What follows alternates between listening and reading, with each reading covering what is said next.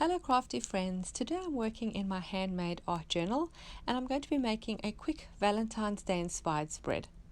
I found some really cute heart print cardstock while I was going through my stash and I really wanted to incorporate it into a project.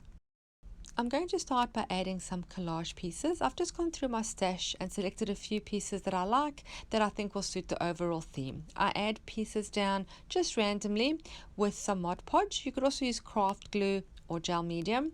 I then also add a layer of Mod Podge over the paper. This helps to waterproof it a bit, so later when you add any kind of paint or any kind of medium, it doesn't make it soggy. I didn't really have a plan for this page. I'm working quite intuitively, so it's just really relaxed and just going with what I feel is required at that point in time. If you're interested in a handmade art journal like this one or little packs of scrap papers to use as your collage, I do sell them in my Etsy shop and I'll put a link in the description box below. I would also really love if you subscribed to my channel. I have lots of videos on art journaling, junk journaling, making your own ephemera, lots of process videos and tutorials, and also don't forget to hit the little bell so you're notified every time I upload new content.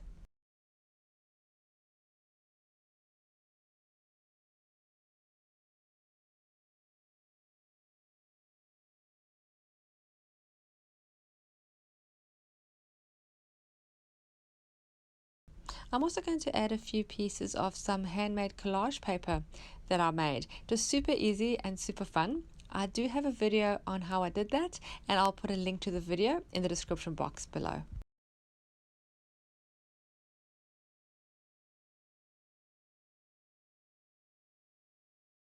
This is the hard print paper that I came across that I really wanted to incorporate. I love that it's not your traditional red or pink for Valentine's Day. It's a beautiful olive green with some black around each heart, and decided to work the whole page with the colors to match this heart print paper. The heart print paper is from Craspire and it's from the Fleur collection.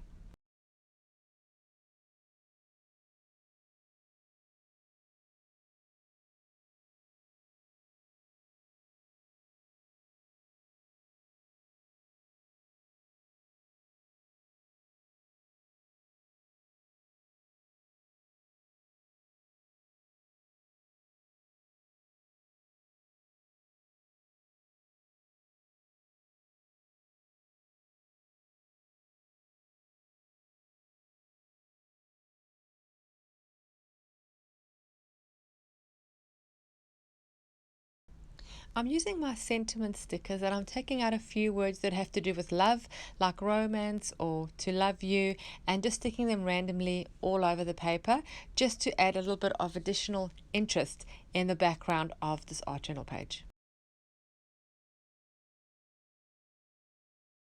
A lot of people ask and have asked in the past why I put so much collage paper if I'm just going to cover it up with gesso and paint. And I actually have a full video explaining the difference between putting collage paper and not putting collage paper.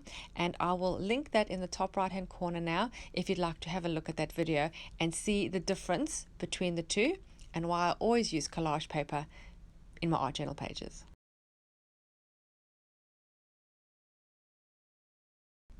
I dry everything well and then I'm going to put my gesso, and I'm just using a paintbrush and sometimes I use my fingers to spread this across. Now the reason I use the gesso is to soften everything. I think if you just leave it as collage, it is just sort of very bold edges and it doesn't sort of blend one into the other. I find that the gesso softens everything and sort of makes everything cohesive. I also like that misty look it gives and makes everything a little bit more subtle and puts all of this into the background.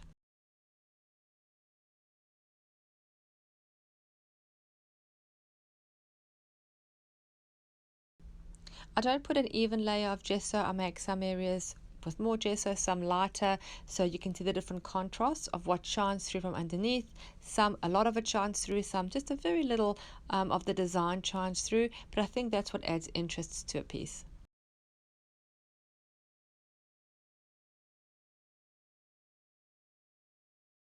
I'm going to add a small amount of color just to have a beautiful contrast, and I'm going for a peachy pink, a light peachy pink color.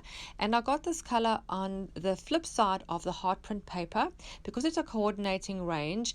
Some of the colors that they used was a dark green and this peachy pink, so I think it goes really well. So I've just made it up with my acrylic paints. I've put some on, and then I have a heart stencil that I place on top and use a baby wipe to wipe over it so it picks up the color where the design is, and you can see the little hearts have popped through there. And then I also just used my baby wipe to soften the edges.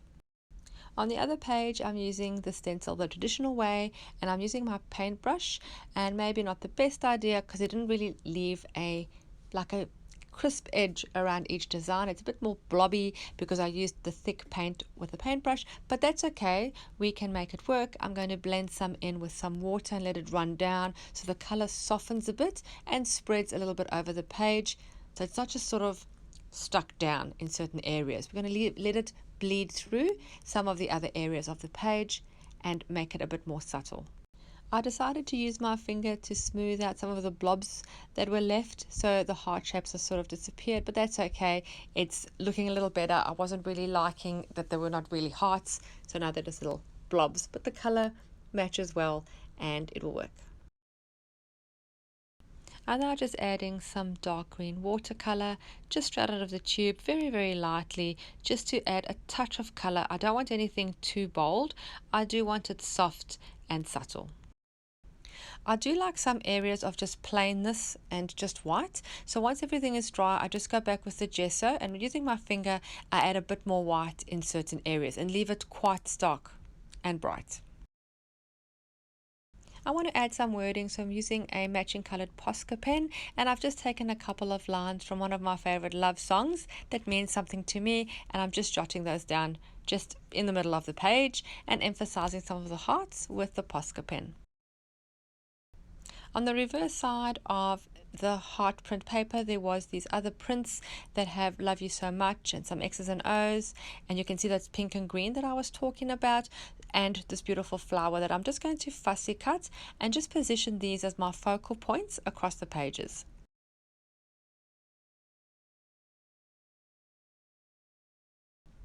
I do move them around quite a bit until I'm happy with the composition and the balance across the pages. Sometimes this can be done really quick. Sometimes I can take up to 30 minutes and actually have to leave the project and come back to the project to find something that I'm happy with.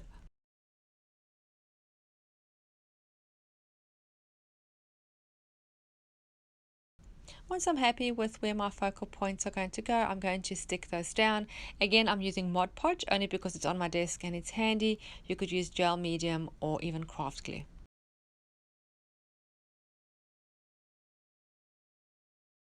If you don't have die cuts or pretty paper that you can cut up, you can always use magazines. You can find beautiful wording and beautiful pictures that you can use. You could actually make a whole art journal page just using magazines.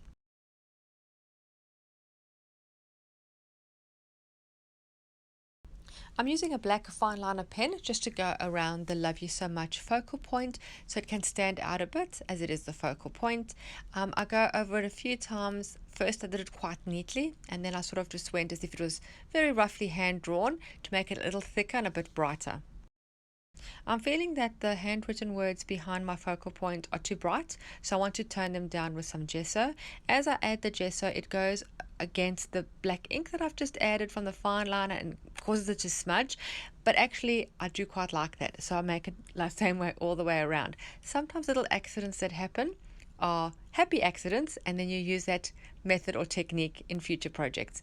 I like that it smudged it and it wasn't quite so bold, and I think it worked out quite nicely. Created almost like a shadow for it. I'm going to add some white splatter just with some watered down white acrylic paint.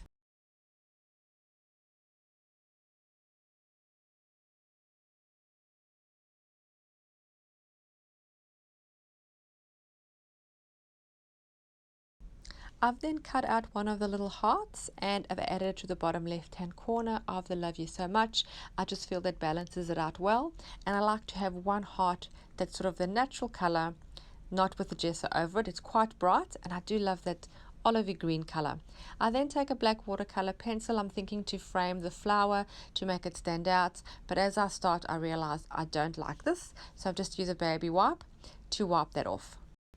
I feel that flower is a little bit flat, so to make it a bit more exciting, I have a die cut of flower that matches really well. So I'm just sticking that on top as if it's the center of the flower, and then I like that much better. Thank you so much for taking the time to watch my video. I really hope you enjoyed this love-themed art journal page and were inspired to create your own. Don't forget to subscribe, and I'll see you again soon. Bye.